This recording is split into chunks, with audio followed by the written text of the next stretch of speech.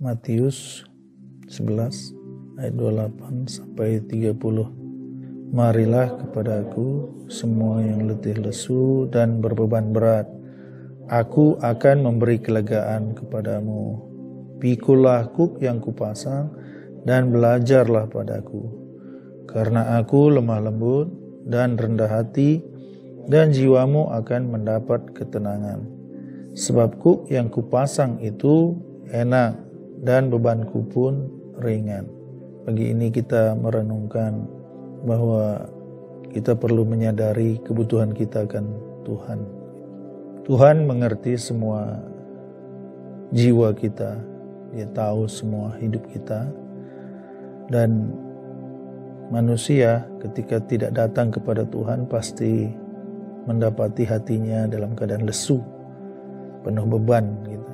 Jadi di dunia ini apapun yang kita miliki ujungnya akan membuat kita letih dan berat kalau tidak di dalam Tuhan.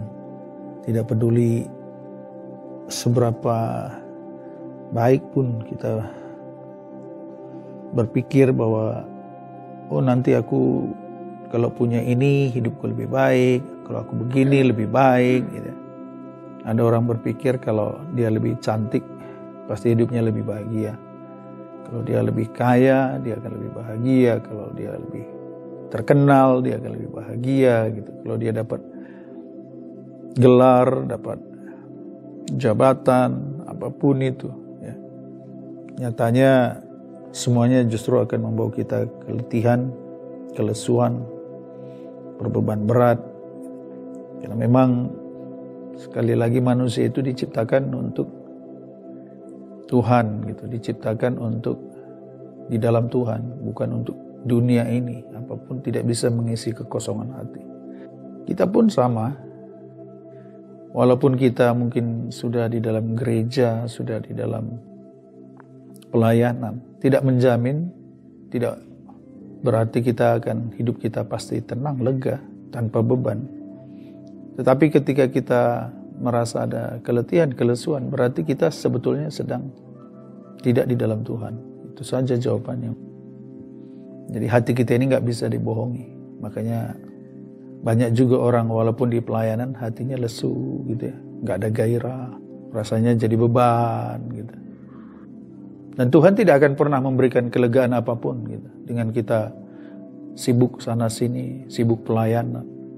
Karena sekali lagi seperti tadi kata Tuhan, marilah kepadaku. Jadi kelegaan, ketenangan itu hanya waktu kita mendekat kepada Tuhan, mengalami perjumpaan dengan Tuhan.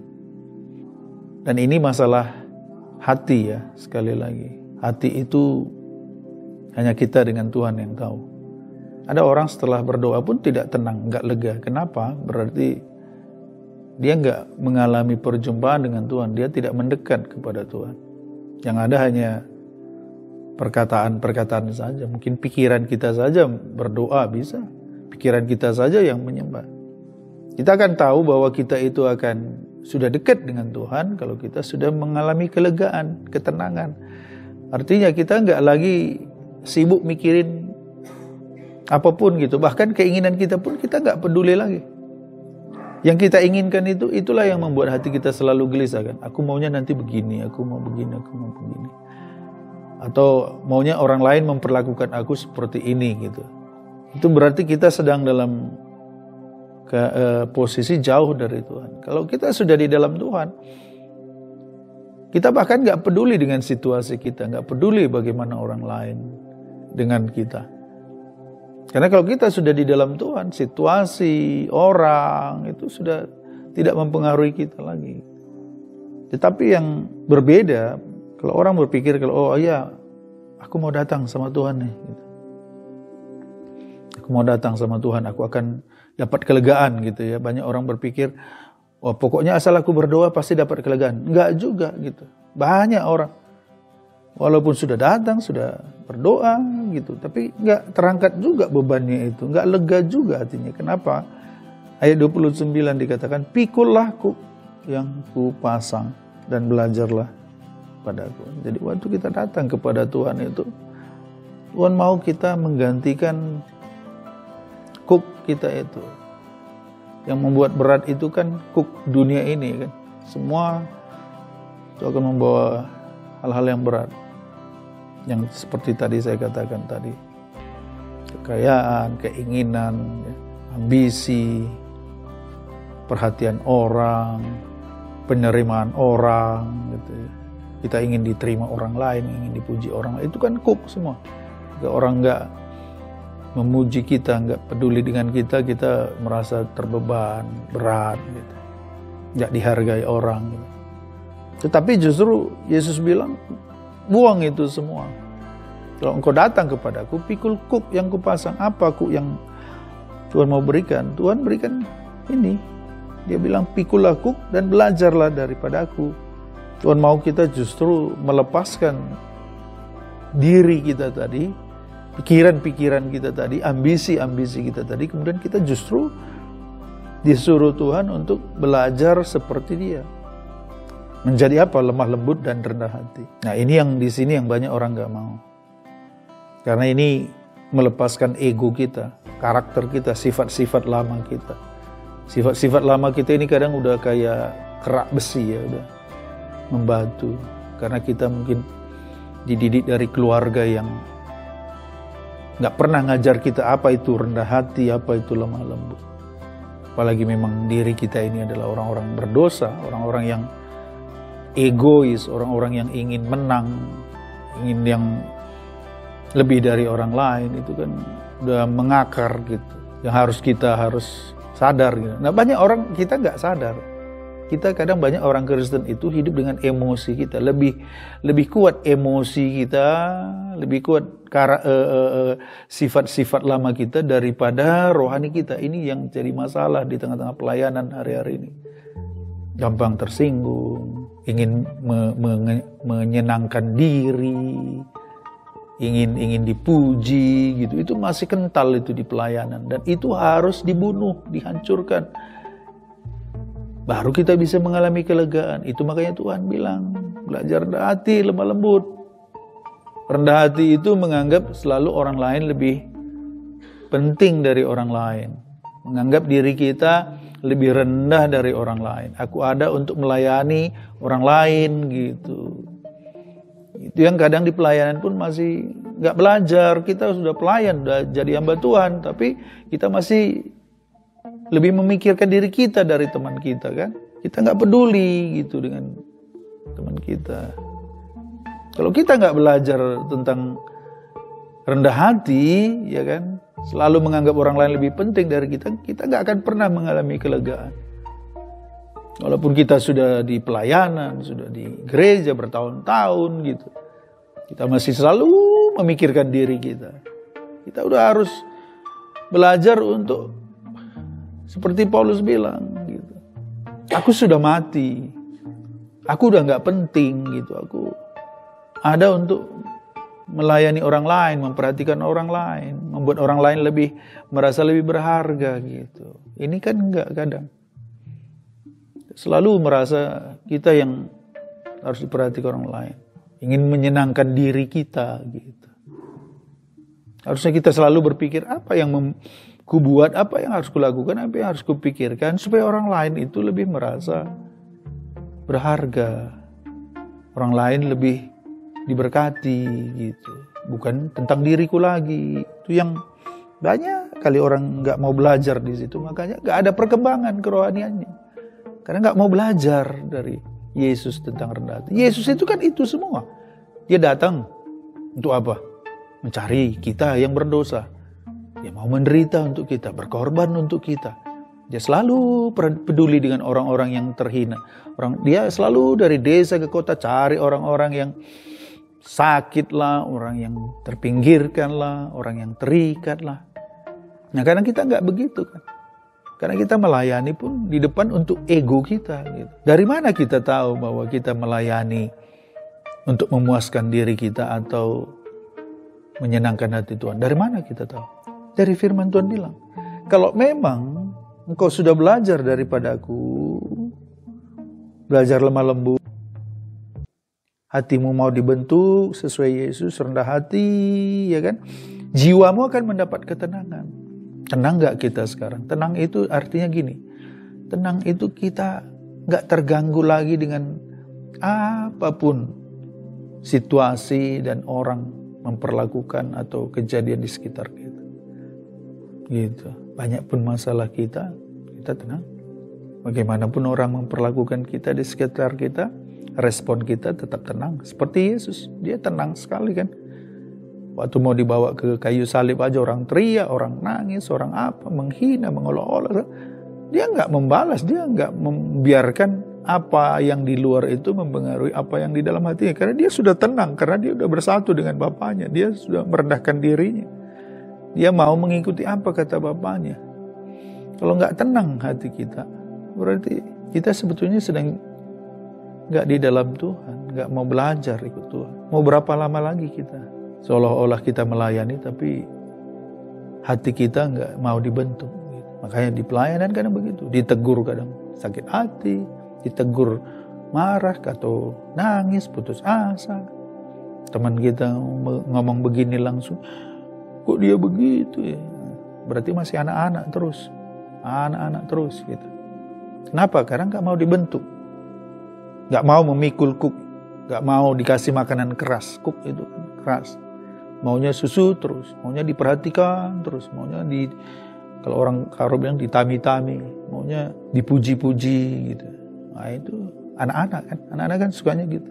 Ih, cantik kali deh, bagus sekali, pintar kali gitu, senang dah. Tapi kalau nggak diperhatikan, ngambek gitu anak-anak kan. Dan anak-anak nggak cocok di dalam Tuhan. Orang-orang yang ikut Tuhan itu ya ini, memikul kuk, rela dibentuk, mau mematikan diri, menyangkal diri gitu. Sehingga ketika kalaupun nanti ya kan, kalau kita datang dengan kerendahan hati, kelembutan, yang rasanya itu gak gampang ya. Ada orang bilang, wah berat kali memang gitu ya, merendahkan diri, memikul kuk itu berat ya. Karena dia masih membawa egonya tadi. Padahal Yesus bilang apa? Kuk yang kupasang itu enak, bebanku pun ringan. Kalau memang kita sungguh-sungguh membuka hati dan memberi diri untuk dibentuk Tuhan, baru terasa enak. Kalau masih berat juga, ya kan? Ketika orang umpamanya memperlakukan kita nggak seperti yang kita inginkan, aduh berat kali gitu. Berarti kita nggak sungguh-sungguh menyerahkan diri untuk Tuhan. Masih kita mau, ya aku maunya begini gitu, berat gitu.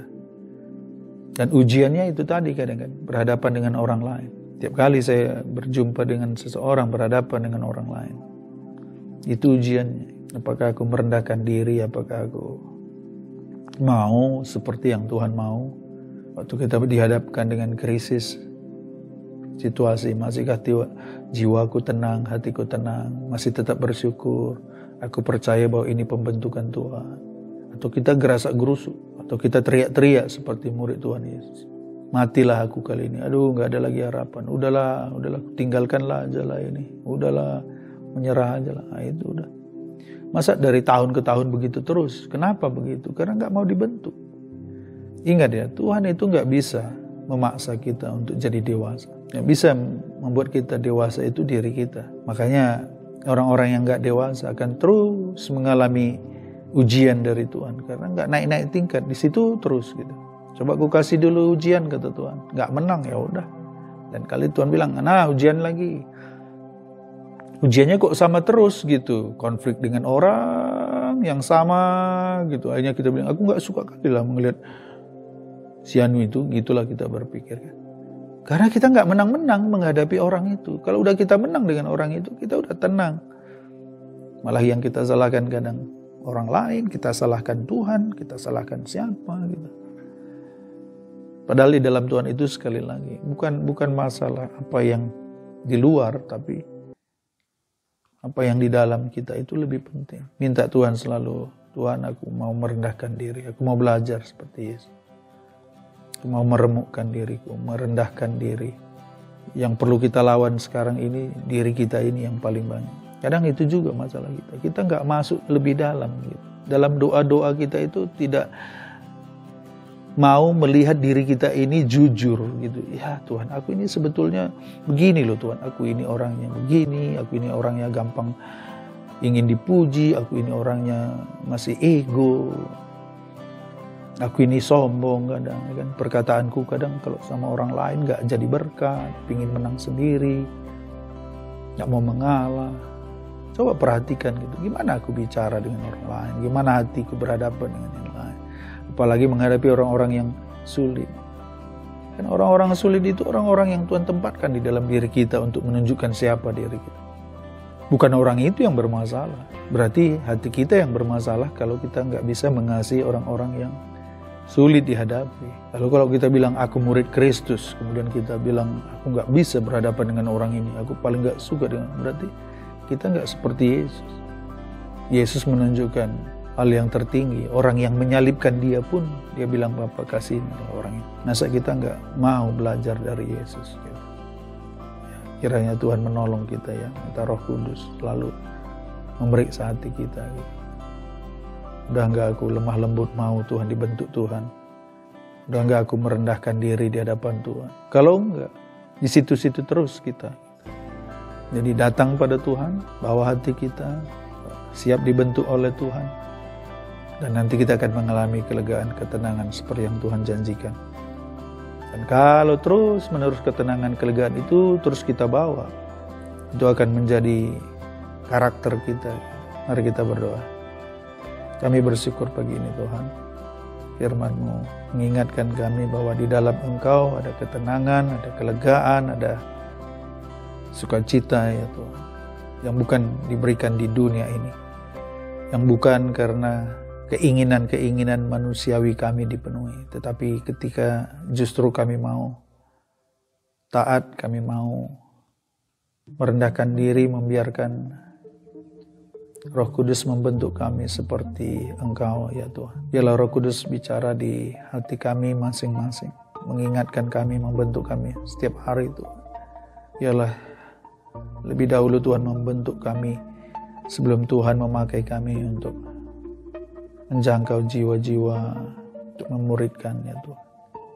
Ampuni kami Tuhan. Teruslah Tuhan bentuk kami menjadi seperti Engkau ya Yesus. Berkati semua umat-umat Tuhan pagi ini juga biar mereka mengejar hadirat Tuhan. Mereka mencari wajah Tuhan. Pelayan-pelayan PKS Tuhan tolong. Hamba-hamba Tuhan, gereja-gereja Tuhan pagi hari ini. Mereka mengalami perjumpaan dengan Tuhan. Terima kasih Bapa, kami serahkan sepanjang hari ini dalam tangan-Mu. Dalam nama Tuhan Yesus kami ucap syukur. Haleluya. Amin. Selamat pagi, Tuhan berkati.